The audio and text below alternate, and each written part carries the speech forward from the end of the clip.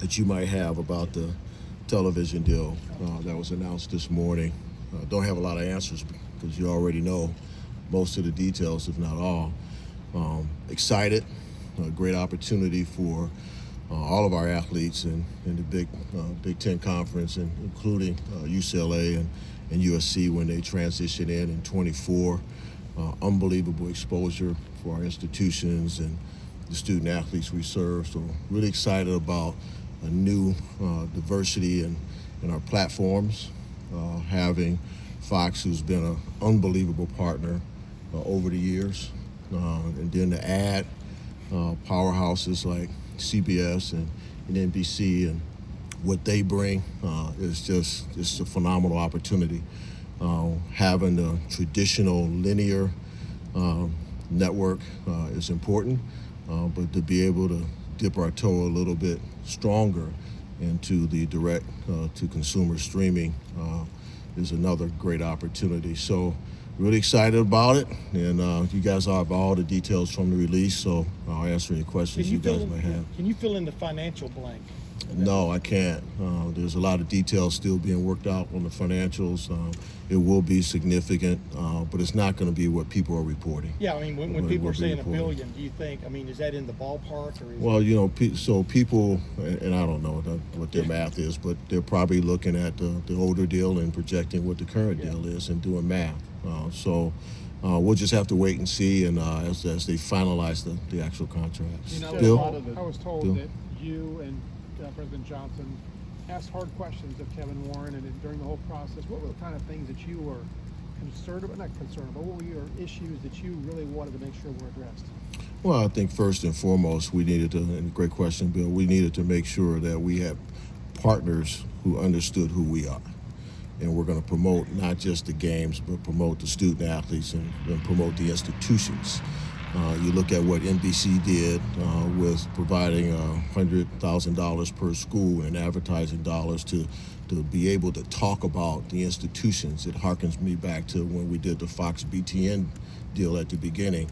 We had institutional dollars in those packages for commercials and things of that nature. So that was important. We want partners who and ESPN ABC was that way before, but we wanted partners who understood that. Secondly, you know, the diversity in the marketplace that we are going to be in the top 3 markets in the country, we wanted to make sure there was access. So dipping our toe in the direct consumer through streaming, we needed to make sure we had a partner that understood. We're still sensitive to that. You know, there's people in our country and in our environment here in Ohio that struggle with that concept. So we need to try and ease our way into that and get people comfortable. It's kind of like mobile ticketing, and so we got to get there. So we wanted partners that way. But the money was huge because our expenses are going up every single year for all of our schools, and so whoever came to the table with good packages. And the preliminary packages are outstanding, and that was important to us as well. And what are your thoughts on not having ESPN be part of this? ABC, ESPN were great partners, and we enjoyed tremendous success with them as partners, and they're doing great for all of higher education and in college athletics. So it's a different marketplace, different world now with different platforms, and going to miss them, but we have new great platforms moving forward. And Clay, you were next. You said that a lot of particulars you don't know. Mm-hmm. How many appearances on each network? Right. Scheduling. How does the league look in 24? Yep. A lot of things still to be. Yeah, hashed out. we have a lot to do. We've talked about no divisions, but we haven't finalized that decision. We need to come together and finalize that decision. We need to bring in Mike Bohn and Martin Jarman into those conversations and start meetings around that. The television partners need to finalize the picks. Who picks first, who picks second, those type of things. We need to finalize, if we go no divisions, then what's our tiebreakers? I mean, there's just so many different things we need to ultimately get to that we just haven't gotten to yet because we're so focused on this. And Kevin's done a great job with this. The negotiations were like he said publicly, a chessboard, and really the moves were unbelievable, and he did a great job in masterminding this. But Now we got to get down to the work. We got to get to the details. We have 8 games on Peacock, so how are those games determined and how they're selected? We have made a determination that in the future you won't know our conference games for the next year until sometime in October. I mean, we're used to having our games like 5 years, 10 years out. Well, that's going to change. And so we got to finalize that, what's the date? And so it's kind of like we're waiting for basketball schedules for this season right now. Right. So it's a new culture for us, but it's important. And so there's just a lot of work to be done, and we're ready to roll up our sleeves with our new partners in the mix and try and determine what's best for us moving Is that forward. going to be based on like a schedule strength kind of thing, or how our teams are projected to be the next year? Don't know. We got to figure that out. We know it's a model we got to go to and include our television partners in that process and structure it and have them be a part of the conversation. Now that we have them, we can begin that conversation to determine that type of thing. Is it based upon who's going to be strong next year, or based upon dates or whatever? Go from there. CJ said he believes that the athletes should get a portion of the TV revenue. You were a big advocate for NIL for them. Is that something that they're considering? Is that still to be determined? Yeah, that's something we haven't discussed, but frankly, they're already getting a piece of the television revenue. When you aggregate in what you all familiar with our circle of care and all the people that we put around our student athletes and trainers, strength coaches, sports psychologists, nutritionists, academic counselors, just keep going around the list. And that's how we fund those positions. That's how we fund this building. That's how we fund this new field. That's how we fund the new field in the stadium. That's how we fund the security that we'll need for 103,000 people in the stadium and maybe 30,000 outside for the tailgating while the game is going on. So they actually already get a piece. It might not be directly in their pocket, but it's an investment in them.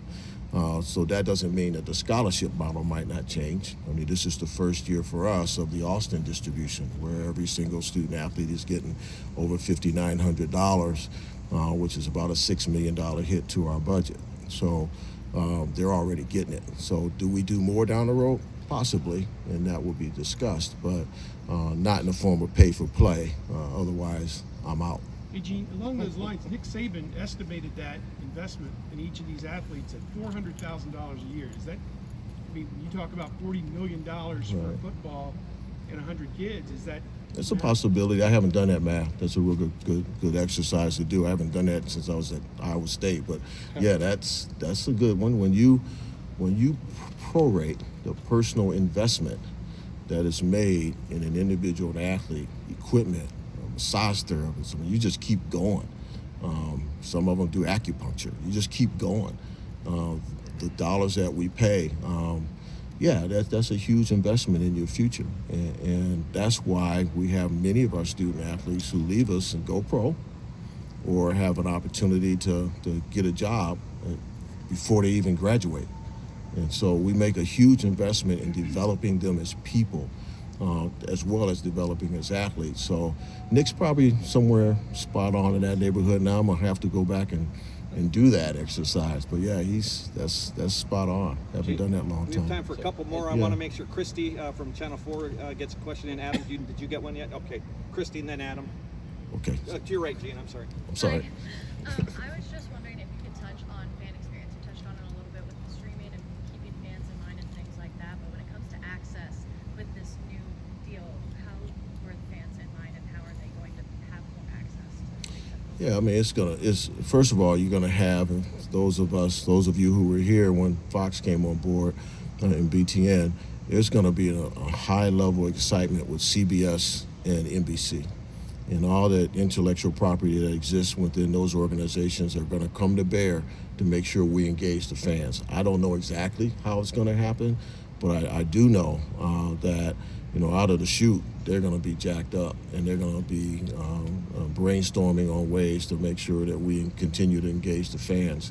When you look at the fact that NBC has NFL Sunday night, think about the Big Ten being mentioned in that space. And if you're a Cleveland Browns fan like I am. I still am, regardless, because that's my home. That's where I grew up. That's where I was bred. At the end of the day, if I'm watching that game, hopefully I hear about Big Ten, and I'm a fan. And so I think there'll be different things over time, but hard to say what they'll be. But I know that they're excited, and I know those producers, and they're jacked. It's going to be fun. Go ahead, Adam. Gene, obviously football drives so much of these conversations. I've heard from fans today that like hoops and other sports there's questions about how easily it's going to be to access games and what those challenges might look like for sports that aren't football. Can you speak to where you hope this deal brings some of those other sports and what challenges you foresee with trying to figure out how to broadcast men's, women's basketball and other sports? Well, it won't be hard. It'll just be different. Fox is going to broadcast basketball games, and CBS is going to broadcast basketball games. For the first time, our women's basketball championship game will be nationally televised, so it won't be difficult to access it. It'll just be different. Those games that end up on Peacock, yes, for some people it'll be different unless you're a Yellowstone fan like I am. You got Peacock already. So there's a reality that the platforms will be there. I think you guys have the charts, and it shows how many basketball games will be on Fox, CBS, and NBC. So I think it will be different, but not really that hard. Now, when it gets into some of the direct to consumer stuff, that might be more challenging for some. But otherwise, the linear platforms are just going to be what channel you turn to. Is there any possibility that basketball games could still remain on ESPN? There have been some reports that there could be a sub package that can involve that. Yeah, that's a possibility. There's some inventory there, but I don't see that right now unless something happens. Obviously, Chris and I had a great conversation about this. He'll in our non-conference schedule, we'll schedule games against teams whose television package is ESPN, ACC, for example, or SEC, for example. So when we go there, we still have a presence on the ESPN. So there'll be other schools in our league that will do that naturally. I'm sure, Tom at Michigan State will do the same. So we'll have a presence there. It'll just be probably not at home. We're going to go Austin, Austin, and Dan, and then we're going to wrap up. Gene, before you said expenses are rising every year, Yeah. and that's why this deal was important. Is that just because of the usual cost increases annually with operations, or are you already looking ahead, regardless of what your personal feelings are about paying players, That's right. revenue sharing, whatever, that there needs to be sort of a stockpile building? There you go. What do you want me to answer now? So you're right on. I mean, our current expenses, we have fixed expenses that just go up every year. Personnel services, game operations, officials, things of that nature just naturally go up. But then, to your point, looking down the road, does our scholarship model change to a point where we actually think about what other things beyond the Austin dollars do we allocate to the scholarship model to provide student athletes extra benefits? Because things may change in that space. So yeah, I'm looking down the road, but I'm also looking at that 5 to 7% that we have in increases every single year in some uncontrollable costs. I mean, travel costs this year for our teams, this is not just football, this is all sports, have gone up significantly. And so we have to charter some teams more now. So that cost will rise. So I can just keep going on, but you're right. It's current expenses, and then I'm kind of trying to look down the road a little bit and praying that we have a 12-team playoff and there's more money there too. Austin? How would you structure it? Gene, do you think that the NBC piece increases the odds of Notre Dame joining the Big Ten? I know that the contract allows for expansion, the way it's written. Yep. Do you think that puts pressure on that? Yeah, I don't know. I'm gonna start out with my normal. I love my alma mater. Got a great education there, and hope and assume we're gonna beat them on September 3rd, like we historically have done. But I don't know. I really don't. I know that having ESPN helps. Having NBC helps. But they're so ingrained in that independent culture.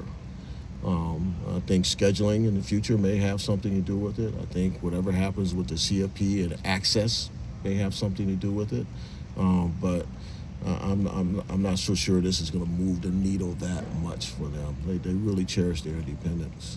Well, final question. But I love my alma mater. Gene, I know Except when we're playing them.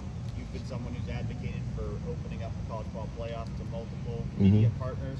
How integral do you think the Big Ten will be in those conversations now that you do have these three different partners that could potentially be a part of that? Yeah, that's a great question. I think that provides